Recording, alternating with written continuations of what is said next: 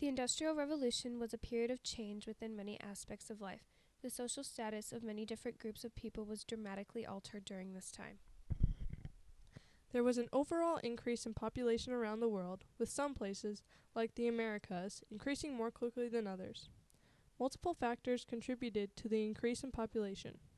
One major factor was a decrease in the death rate. This was caused by epidemics and starvation becoming less common. Another factor that increased the population was the growing abundance of food.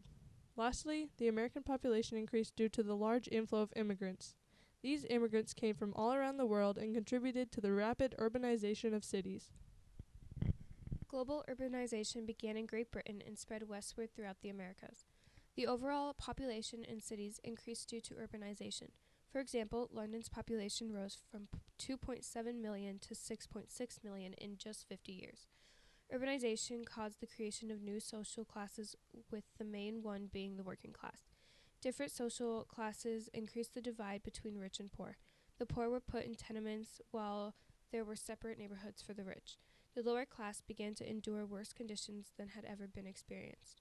These included bad sanitation and poor working conditions.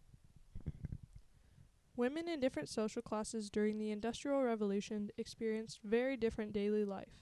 The upper class women spent their time relaxing with friends and living a stress-free life. The middle, and especially the working class women, endured an extremely different lifestyle. The middle class women were forced out of their work in the business world and had to work at home. Their duty was to maintain the household and take care of their children. The working class women lived the worst life during this time. They were forced to go work in textile mills for long periods of time. The majority of the women had to bring their children to work with them because no one was home to watch them. It was very hard for working class women to maintain their homes because they were working all the time.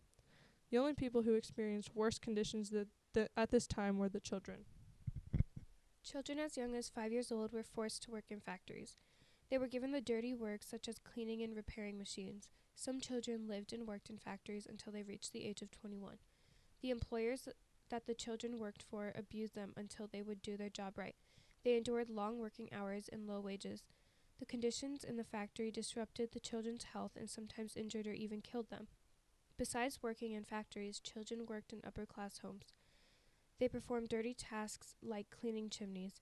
This task injured children, like burning them, and gave them diseases.